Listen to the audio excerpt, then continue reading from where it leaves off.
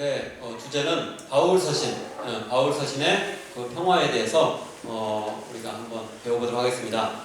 지난번에는 이 복음서의 평화 그래가지고 마태복음의 산상수훈에 나온 원수사랑, 그리고 마가복음의 십자가의 희생과 섬김을 통한 예수님의 그런 평화의 그런 가르침, 그리고 누가복음의 하늘과 땅의 평화의 왕으로서의 예수님에 대한 그런 묘사들, 이런 것들을 살폈는데 오늘은 바울 서신, 그 다음으로 이렇게 중요하다고 할 수 있는 신약 성경의 바울 서신 부분에 대해서 살펴보도록 하겠습니다.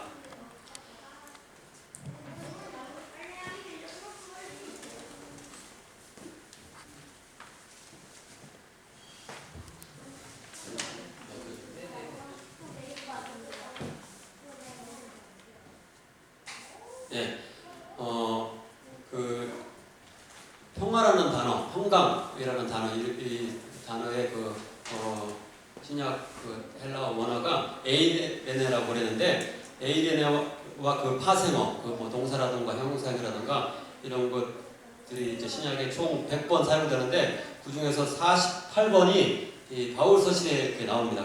그 정도로 바울 서신이 평화를 중요시하고 강조하고 있다고 이렇게 일단 언어적으로 생각할 수 있겠습니다.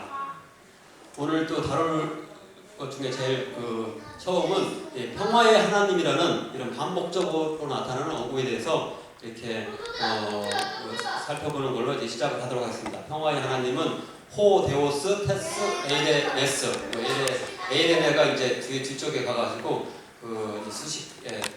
서격으로 이렇게 수식해주는 걸로 약간 변형이 있는데, 호 데오스 테스 에이레네스라는 단어가 이제 계속 반복적으로 나타나는데요. 이 단어를 출발점으로 해가지고 살펴보겠는데요. 그 다음에는 평화의 하나님, 하나님께서 이제 평화를 주요 속성으로 가지신 분이다, 이런 걸 강조하고 나서 하나님에 대한 속성을 출발점으로 해가지고 이 평화가 하나님과 우리와의 관계 속에서의 어떻게 이루어지는가, 그리고 우리들 인간들 사이에서 어떻게 이루어지는가, 그리고 자연을 포함한 그 사회 또 체제를 포함해서 모든 만물과의 관계 속에서 이 평화에 대해서 살펴보도록 하겠습니다. 특별히 이 성경이 쓰인 그런 시대의 중요 시대였던 예수님의 평화하고 대조되는 로마의 평화, 팍스 로마나라고 하는데, 이 팍스 로마나와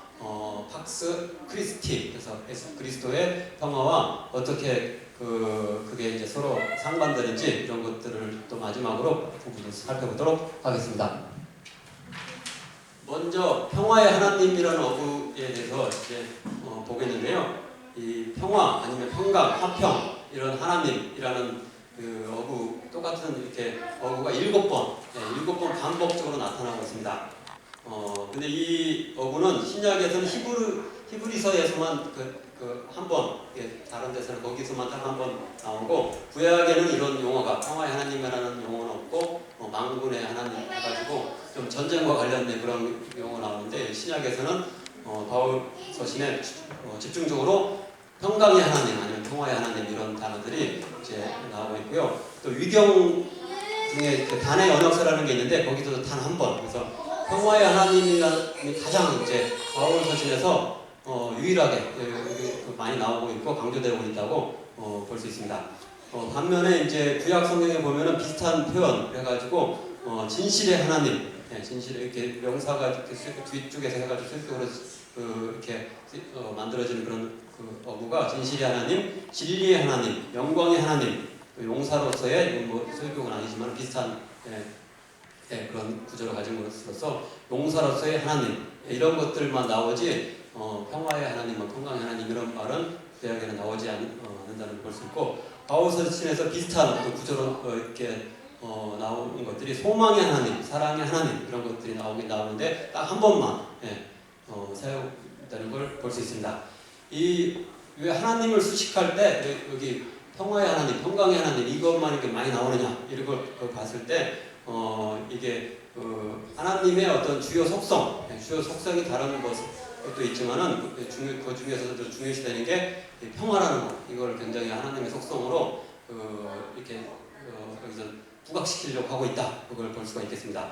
이제 근데 하나님만 어떤 평화가 그 속성이신 게 아니고 예수 그리스도가 이미 어떤 평화의 속성을 주요 속성을 지니신다. 이런 것들이 많이 나타나 있습니다. 골로새서 3장 15절에 보면 그리스도의 평강, 또 에베소서 2장 14절에 보면 그는 우리의 화평이시라. 평화 자체를 예수님이라고 이렇게 말을 하고 있고, 또 디모데전서 1장 2절에 보면 그리스도 예수께로부터의 평강에서 평화가 예수님으로부터 기원하다. 이런 것들을 했는데 이거 똑같은 그런 구조로 이 하나님의 평강이라는 단어가 그리스도의 평강과 이제 유사어로 하나님의 평강이라는 말이 나오고 있고, 또 하나님께로부터의 평강이라는 말이 나오고 있고, 오늘 이제 어구 중에서는 평화의 하나님, 평화의 하나님이라고 해가지고 그 하나님의 그런 가장 중요한 그런 특성 중에 하나로 평화를 여기서 강조하고 있는 걸 볼 수 있습니다. 근데 우리는 보통 교회에서 기도를 할 때 은혜와 사랑이 풍성하신 하나님 그렇게 하면서 이 은혜의 사랑 이런 것들은 많이 강조하는데 평화, 그 화평 이런 것들은 좀 덜 강조하는 면이 있지 않은가. 그런 우리 시대상이 좀 이렇게 너무 이렇게 복잡하고 또 불안한 면이 있기 때문에 이런 것들을 잘 이렇게 우리도 우리도 그러니까 알게 모르게 그런 것들이 이제 사회적인 어떤 그런 상이 우리들에게도 담겨져 있어 감히 교회에서 평화의 하나님이라는 단어를 잘 쓰지 못하는 그런 분위기가 있는데, 우리가 앞으로는 기도할 때나 모든 교회 생활에서 평화, 평강 이런 것들을 하나님과 예수님께 돌리고 교회에서도 굉장히 더 많이 강조하는 것을 여기서 바울 서신에서 이 어구를 통해서도 찾아볼 수 있겠습니다. 근데 이렇게 하나님의 주요 속성으로 평화를 이제 여기서 가르치고 있으면서 이제 이것들을 이제 확장시켜 가면서 우리 인간과 하나님의 평화, 그리고 인간들 사이의 평화, 그리고 만물의 평화에 대해서도 이제 계속 바울 서신이 가장 이제 굉장히 큰 스케일로 가르쳐주고 있는 걸 볼 수 있는데, 그것들이 이제 좀 뒤에서 이제 차례차례로 하나님과의 관계 속에서의 평화, 사람들 간의 평화, 만물과의 관계 속에서의 어떤 평화 이런 것들을 살펴보겠습니다. 그보다 먼저 이 평화의 하나님이라는 그 어구가 7번 나타난다고 했는데 어디서 나타나는지 먼저 확인해 보도록 하겠습니다. 주로 이제 우리 구약에서 샬롬이라는 단어가 인사할 때 인사말에서 많이 나온 것처럼 여기서 바울 서신이기 때문에 맨 앞에 인사, 맨 뒤에 이제 인사 속에서 가장 많이 나타나고 있습니다. 로마서 15장 33절을 보면 평강의 하나님께서 너희 모든 사람과 함께 계실지어다, 이런 어구가 나타나고 있고요. 또 로마서 16장 20절에서 평강의 하나님께서 속히 사탄을 너희 발 아래에서 상하게 하시리라. 우리 주 예수의 은혜가 너희에게 있을지어다. 여기서는 평강의 하나님이라고 말하면서 뒤에서는 사탄을 무너뜨리신다. 이렇게 물리치시는 분이 다 이렇게 나타나는 걸 볼 수 있는 좀 특이하다. 앞에 보면 어떤 전쟁의 하나님이 이렇게 너희를 너희 앞에서 사탄을 물리치시고 이렇게 말하면 이렇게 잘 맞을 것 같은데 왜 여기서 평화의 하나님이 있으니까 할 때 우리가 궁극적으로 평화를 이루기 위해서는 어떤 사탄의 어떤 불의한 세력들을 물리치는 것이 어떤 전제점이 된다는 것을 여기서 함의하고 있다고 볼 수 있습니다. 고린도전서 14장 33절에 보면 하나님은 무질서의 하나님이 아니시오 오직 화평의 하나님이시니라. 어떤 방언을 자기가 할 은사가 있다 그래가지고 교회에서는 너무 이렇게 나대지 말아라 하면서 이제 그 나오는 구절인데, 여기서도 교회 안에서의 어떤 평화, 화평에 대해서 가르쳐주고 있다고 볼 수 있습니다. 고린도후서 13장 11절에 보면은 사랑과 평강의 하나님, 평강의 하나님이 같이 이렇게 쓰이면서 축복의 말씀을 하고 있는 걸 볼 수 있습니다. 데살로니가 전서 5장 23절에서도 평강의 하나님이 친히 너희를 온전히 거룩하게 하시고 하면서 여기서 평강의 하나님께서 우리를 어떤 성화의 어떤 길로 우리를 인도하시겠다 이런 말씀을 해주고 계십니다. 또 축복의 말씀이 데살로니가후서 3장 16절에서도 여기서는 평강의 하나님은 아니고 평강의 주인데 같은 어떤 어구라고 이렇게 볼 수가 있겠습니다. 빌립보서 4장 9절 마지막으로 너희는 너에게 배우고 받고 듣고 본 바를 행하라. 그리하면 평강의 하나님이 너희와 함께 계시리라 하면서 평강의 하나님께서 우리에게도 평강을 주실 것이다. 그런 말씀을 여기서 이렇게 인사 마지막 축복의 인사말로 이렇게 남겨주고 있습니다. 이제 그 평화에 대해서 어떤 관계적으로 이렇게 아까 세 가지 하나님과의 관계 속에서의 평화, 인간들 간의 평화, 또 만물과의 관계 속에서도 평화 정도를 해야 되는데 이걸 한번 차례차례로 살펴보도록 하겠습니다. 예, 우리 하나님과의 평화를 먼저 살펴볼 건데 그 대표적인 구절이 로마서 5장 1절부터 10절까지인데 1절과 9절, 10절 이렇게 부분을 보면은 우리가 믿음으로 의롭다 하심을 받았으니 우리 주 예수 그리스도로 말미암아 하나님과 화평을 누리자. 곧 우리가 원수 되었을 때에 그의 아들의 죽으심으로 말미암아 하나님과 화목하게 되었은즉 화목하게 된 자로서는 더욱 그의 살아나심으로 말미암아 구원을 받을 것이니라 하면서 여기서 믿음으로 의롭게 된 거, 우리가 칭의를 얻는 거, 이거를 이제 하나님과 화평을 누리는 거, 이제 이 하나님과 화목하게 되는 거하고 이제 동의어로 우리가 구원받는 거를 하나님과 화목되는 것이다. 우리가 잘 이제 전도 이렇게 할 때도 하나님과의 어떤 그 단절이 이루어졌는데 하나님과 다시 관계를 회복하는 것이 구원이다. 이런 식으로 이제 많이 설명하는데 바로 이 부분이 구원을 하나님과 관계의 회복이라고 이제 여기서 하나님과 평화를 누리는 걸로 이제 여기서 표현하고 있다고 볼 수 있겠습니다. 비슷한 구절이 고린도후서 5장 18절에도 나오죠. 모든 것이 하나님께로부터 났으며 그가 그리스도로 말미암아 우리를 자기와 화목하게 하시고 또 우리에게 화목하게 하는 직분을 주셨으니 하나님과 이제 우리가 부러워하게 되는데 예수 그리스도의 십자가로 인해서 우리가 이렇게 하나님과 관계를 회복하게 된다. 이런 말씀을 여기서도 이렇게 비슷한 뜻으로 가르쳐주고 있습니다. 근데 여기서 보면은 이 화평이라는 단어, 화평이라는 단어, 화목이라는 단어가 있는데 이게 이제 동의어로 이제 볼 수 있다고 볼 수 있습니다. 이 헬라어 원어로도 보면은 화평, 평화 이런 것들 에이레네이고 화목이라는 단어는 카탈라소, 약간 다른 단어인데 이제 이게 동의어적으로 쓰였고 이 명사형뿐만 아니고 그 동사형인 에이레노 포이에오 그 다음에 카탈라소의 그 동사형인 아포카탈라소 이런 것들, 이런 것들 동사형도 이제 화목하게 하다, 그 다음에 화평하게 하다, 아니면은 그 화평, 화목 이게 다 이제 같은 동의어적으로 우리가 이렇게 쓰였다라고 이렇게 꼭 이제 이 단어를 이제 에이레네와 관련된 거기에만 관련시킬 필요는 없다고 이제 여기서 볼 수 있겠습니다. 하여튼간 여기서는 이 구원을 구원 우리가 칭의를 하나님과 관계의 회복이라고 이제 봤는데, 근데 우리가 이제 보통 이렇게도 하나님과의 관계 속에서 우리가 구원을 이제 이렇게 관계적으로 하면서 다른 한편으로는 또 법정적으로 좀 이해하는 그런 부분이 있거든요. 우리가 죄 사함을 어떤 받는 것이다. 어떤 그런 개념도 굉장히 많이 가지고 있는데 이런 관계적인 것과 법정적인 것 이거 두 가지를 같이 이해할 때 우리 칭의와 구원에 대해서 더 이제 균형 잡힌 어떤 시각을 가질 수 있다고 볼 수 있겠습니다. 물론 성경에서 보면은 바울서신에서도 이 법정적인 부분을 굉장히 강조를 하고 있거든요.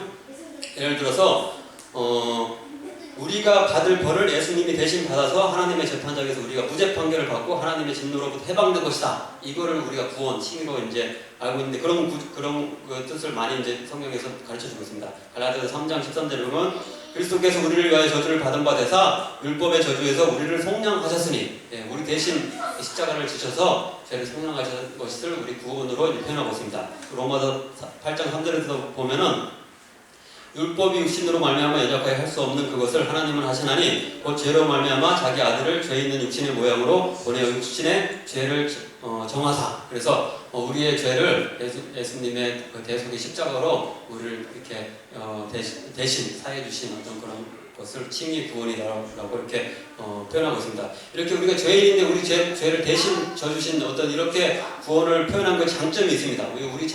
우리 인간들이 너무나 죄악 속에 살고 이렇게 하기 때문에 우리 죄인이기 때문에 이 죄를 예수님 대신 주셨다 그 하는 것들이 우리에게 이제 구원의 어떤 은혜, 칭의의 은혜성 이걸 강조하는 부분에 있어서는 굉장히 중요하다고 볼 수 있는데, 근데 우리가 칭의를 받았다, 단 한 번 칭의 받으면 영원한 구원에 이른다, 이제 또 이런 식으로 해서 너무 관념적으로 이제 구원을 이제 또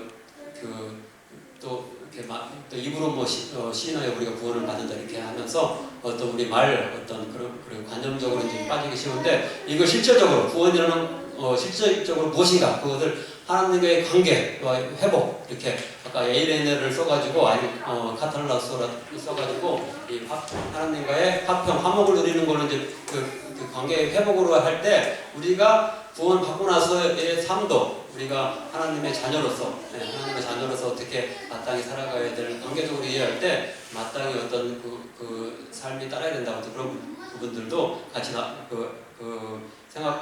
이어질 수 있기 때문에 칭의에 대해서 이 법정적 이해와 관계적 이해가 같이 양자가 통합되는 것이 중요하다, 이렇게 볼 수 있겠습니다. 그럴 때에 그 하나님과 관계 속에서 우리가 부모님의 자녀와 부모의 관계, 부모님의 뜻에 따라서, 부모님의 선하신 뜻에 따라 우리가 살아가도록 하는 것처럼 하나님의 주권을 인정하면서 어떤 사는 삶, 이것이 어떤 구원을 완성하는 그런 길이다, 그런 것들을 이어질 수 있기 때문에 그거를 법정적 이해와 관계적 이해를 통합적으로 생각하는 게 좋겠습니다.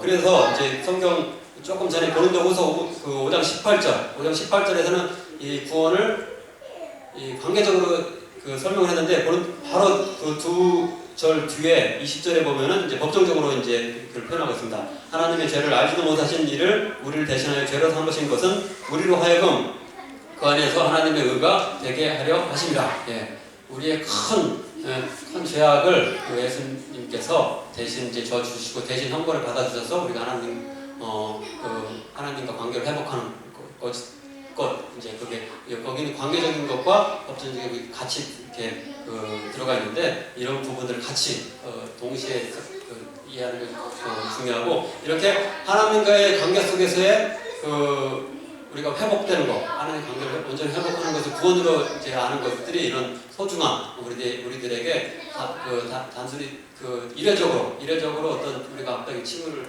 얻으면 영원히 이렇게 구원에 탈락하지 않고 어떤 은혜를 입는다, 그런 것도 중요하지만 어떻게 우리가 살아가야 될 거냐, 이런 거를 마땅히 자녀로서의 삶을 살아가는 이런 부분도 같이 이해할 때 이런 관계적인 어떤 구원에 대한 그런 표현, 그리고 하나님과 화평을 누리는 이 가르침이 굉장히 소중하다라고 볼 수 있겠습니다. 네. 두 번째로는 이제 하나님과의 관계 속에서 우리가 이제 회복을 얻었을 때 우리 사람들 간의 어떤 평화를 잇는 부분에 대해서도 이제 바울 서신이 잘 가르쳐 주고 있습니다. 대표적인 구절이 고린도후서 5장 18절 19절입니다.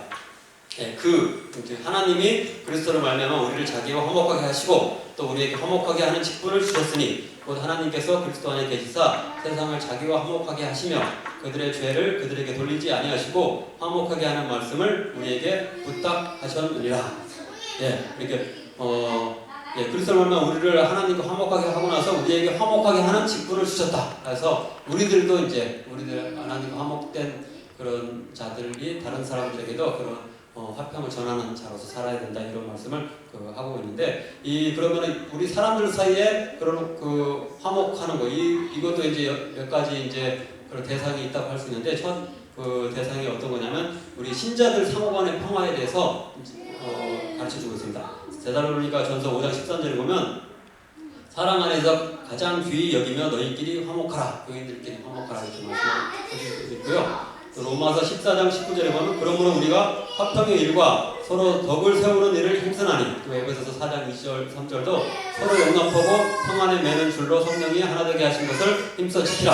예, 교회 현실 속에서 여러 가지 교인들끼리도 좀 이렇게 분열하고 반목하고 그런 부분들, 정치 어떤 그런 관이라든가 사회관 이런 것들을 통해서도 여러 가지 분열이 일어나고 더 이렇게 세상 사람들과 관계 속에서 보다도 오히려 더 교인들끼리 화목하지 못한 부분이 있는데, 성경에서는 이렇게 교인들끼리 먼저 신자들끼리 화목하라라고 이렇게 가르침을 주고 계십니다. 두 번째로 인간들 사이에 그런 화목에 대해서 이제 말하는 그런 대상이 뭐냐면 이방인과 유대인의 평화, 오늘날로 말하면 어떤 민족이라든가 인종 간의 평화에 대해서 가르쳐주고 계십니다. 에베소서 2장 11, 16절에 보면 너희는 그때 육체로는 이방인이요 손으로 육체에 행한 할례를 받는 무리라 칭하는 자들로부터 할례를 받지 않은 무리라 칭함을 받은 자들이라. 그는 우리의 화평이신지라 둘로 하나를 만드사 원수된 것 곧 중간에 막힌 담을 자기 육체로 하시고 또 십자가로 이 둘을 한 몸으로 하나님과 화목하게 하려 하심이라. 원수된 것을 십자가로 소멸하시고. 이렇게 이방인과 또 유대인 간의 어떤 관계가 이제 회복되는 이것을 또 두 번째 인간들 사이의 그 평화로서 가르쳐주고 있다고 볼 수 있고, 이런 주제들이 굉장히 성경 특별히 바울서신에 많이 나타나고 있다고 볼 수 있겠습니다. 또 세 번째로는 이제 그러면 우리가 신자들끼리만, 그리고 어떤 또 신자들 중에서도 같이 또 인종이 다르지만 그래도 이렇게 서로 평화를 하는 건 또 일반 어떤 보통 사람들하고만 이제 우리가 평화해야 되냐 그렇게 말씀하지 않고 바울서신에서도 원수를 포함한 모든 사람과의 평화, 우리가 이 마태복음 산상수훈에서 이제 원수사랑에서 집중적으로 가르쳐주고 있는데 로마서에서도 마찬가지 그 생각을 같이 이제 여기서 교훈하고 있다고 볼 수 있겠습니다. 로마서 12장 17, 21절입니다. 아무에게도 악으로 갚지 말고 모든 사람 앞에서 선한 일을 도모하라. 할 수 있거든 너희로서는 모든 사람과 더불어 화목하라. 내 사랑하는 자들아, 너희가 친히 원수를 갚지 말고 하나님의 진노하심에 맡기라. 내 원수가 줄이거든 먹이고 목마르거든 마시게 하라. 악에게 지지 말고 선으로 악을 이기라. 이렇게 하면서 복음서에서만 원수 사랑에 대해서 말씀하는 것이 아니고 우리 바울서신에서도 이런 원수 사랑을 같이 이제 예수님의 그런 생각을 바울도 이어서 같이 표현하고 있습니다. 원수를 갚지 말고 하나님의 진노하심에 맡기고 원수가 줄이거든 먹이고 목마르거든 마시게 하는 게 똑같은 비슷한 산상교훈에서 하는 비슷한 교훈을 여기서도 같이 이제 이어받아서 하고 있다고 볼 수 있겠습니다. 이제 근데 우리가 하나님께서 주시는 그 평화에 대해서 우리가 굉장히 좁게 내 심령의 평화나 어떤 아니 가족끼리의 평화나 인류 국가 내에서의 평화나 이런 것들만 좀 생각하는데 성경에서는 더 스케일을 커가지고 만물의 평화에 대해서 마지막으로 만물의 평화에 대해서 가르쳐주고 있다고. 근데 이 부분을 바울서신에서 많이 가르쳐주고 있는 것을 우리가 확인할 수가 있습니다. 지난번에도 간단하게 누가복음에서 땅에서는 하나님의 기뻐하신 사람들 중에 평화로다. 예수님께서 태어나셨을 때 이런 목자들에게 천사들이 나타나고 이렇게 찬양을 했다고 했는데, 하늘에서는 하나님께 영광이고 땅에서는 사람들 중에 평화로다 이렇게 가르치고 있는데, 또 특이하게 뒤쪽에 가면은 예수님이 예루살렘 입성시의 사람들이 이제 무리들이 이렇게 했죠. 하늘에는 평화, 여기서는 또 하늘에는 평화. 그래서 이미 그 누가복음에서도 이미 하늘과 땅의 그 하늘과 땅이 가리키는 만물의 그런 평화의 그 왕이 예수님이시라는 걸 이제 이미 가르쳐주고 있는데, 이걸 조금 이제 더 이제 풀어서 또 이 바울서신이 가르쳐주고 있습니다. 골로새서 1장 16절 20절입니다. 만물이 그에게서 창조되되 하늘과 땅에서 보이는 것들과 보이지 않는 것들과 혹은 왕권들이나 주권들이나 통치자들이나 권세들이나 만물이 다 그로 말미암고 그를 위하여 창조되었고 그의 십자가의 피로 화평을 인사 만물 곧 땅에 있는 것들이나 하늘에 있는 것들이 그로 말미암아 자기와 화목하게 되기를 기뻐하심이라 하면서 여기 모든 보이는 것들, 보이지 않는 것들, 하늘에 있는 것들, 땅에 있는 것들, 모든 것들이 예수 그리스도의 그 보혈의 피로 말미암아 우리 인간뿐만 아니라 모든 어떤 만물이 하나님과 화목함을 얻는다. 이게 어떤 우리가 인간의 말로서는 다 표현하지 못하는 어떤 그런 부분이 있는데, 이런 어떤 우주의 완전한 어떤 질서, 평화, 완전한 어떤 균형 이런 것들이 조화가 이제 예수 그리스도로 인하여서 이루어질 것이다. 이런 말씀을 아주 그냥 엄청난 스케일의 이 말씀을 여기서 해주고 있다고 볼 수 있겠습니다. 여기서 조금 더 이제 세부적으로 살펴볼 게 우리 인간들과 관계 속에서의 평화는 이미 했기 때문에 어떤 자연에 있어서의 자연에 있어서의 평화가 무엇인가라는 것을 조금 살펴보는 게 필요한데요. 우리가 잘 알듯이 로마서 8장 21절 보면 피조물도 썩어짐의 종로로 탄생해서 해방되어 하나님의 자녀들의 영광의 자유에 이르는 것이니라 하면서 우리 사람뿐만 아니고 어떤 동물이라든가 어떤 뭐 여러 가지 그런 물리적인 세계 이런 것들도 뭔가 불균형적인 게 있는데 균형을 얻고 이제 그 뭔가 온전하고 없는 어떤 그런 부분에 대해서 이제 여자분 이게 뭔가 이걸 뭔가 하고 있는데 이런 부분에 대해서 조금 더 이제 설명해 주겠습니다. 골로새서 1장 23절 조금 전에 만물이 예수 그리스도로 말미암아 하나님과 어떤 화목함을 얻는 이런 바로 뒤에 구절에서 이런 말씀이 있거든요. 이 복음은 천하 만민에게 전파된 바요 나 바울은 이 복음의 일꾼이 되었다. 근데 여기서 천하 만민이라고 했을 때 한글 성경에서는 만민이니까 여기서 사람으로만 국한될 수 있는데 헬라어의 성경에서 보면은 모든 피조물입니다. 파세 크티세 모든 피조물에게 복음이 전파된 바요 그 복음에 대한 일꾼이 자기 바울이다 하면서 우리가 다 이해할 수는 없지만은 바울 선생께서는 복음을 이해할 때 이게 단지 인간들에게만 어떤 평화를 가져오는 것이 아니고 자연에 대해서도 이런 영향을 미칠 것이다 라는 것을 여기서 밝혀주고 있습니다. 우리가 또 마지막으로 이 팍스 로마나 해서 로마의 평화와 예수 그리스도의 평화를 한번 대조해 보는 것이 필요하다고 볼 수 있는데 그거는 어떤 사회 구조적인 평화라고 이렇게 여기서 표현할 수가 있겠습니다. 골로새서 2장 10절 15절 보면 그는 모든 통치자와 권세의 머리시라 통치자들과 권세들을 무력화하여 드러내어 구경거리로 삼으시고 십자가로 그들을 이기셨느니라. 바로 앞에 구절에서 보면은 모든 어떤 하늘에 있는 권세와 땅에 있는 어떤 권세 이런 것들이 그 하나님과 화목되게 하는 역할을 예수 그리스도가 한다는데 그것들을 이제 여기서 조금 다르게 바로 뒤에서 다르게 통치자와 권세들을 무너뜨리는 걸로 이제 표현을 하거든요. 그것들이 하나님 앞에서 좀 높아진 교만한 어떤 그런 것들을 무너뜨리는 걸로 이제 표현하고 있는데 여기 재밌는 거는 그 권세들을 무력화하여 드러내어 구경거리로 삼으시고 이렇게 했는데 여기서 구경거리로 삼으셨다. 이 말씀에 좀 이렇게 우리가 주의할 필요가 있는데요. 이 어구는 어떤 어디서 이제 사용된 단어냐면은 예루살렘이 함락된 뒤에 유대인 포로들을 로마로 끌고 갔다고 합니다. 로마로 끌고 가가지고 베스파시안 황제와 그의 아들 티투스가 이제 그 유대인 포로들을 로마의 거리에다가 우리가 이런 포로들을 이제 유대인 포로들을 잡아다가 우리가 고대 어떤 세계에 우리가 왕자를 차지하는 어떤 그 강대한 국가다 그런 걸 내세우기 위해서 이제 포로들을 거리에다가 원숭이처럼 이제 전시하고 사람들에게 놀림거리로 되게 이제 그렇게 만드는데 이 똑같은 구절을 이제 사용해서 이제 이 당시에 가장 권세자들은 어떤 그 로마의 어떤 그 정치 세력 이런 것들이 예수 그리스도 앞에서 무력화되고 구경거리가 사람들에게 조롱거리가 될 것이다라고 거꾸로 이제 표현하고 있는 것을 봤을 때 예수 그리스도의 그런 평화가 이렇게 이 로마가 어떤 무력으로 이렇게 얻어내려고 하는 평화와 여기서 분명히 대조되고 있다라고 여기서 알 수가 있습니다. 당시 로마는 어마어마한 군사력을 지니고 있었습니다.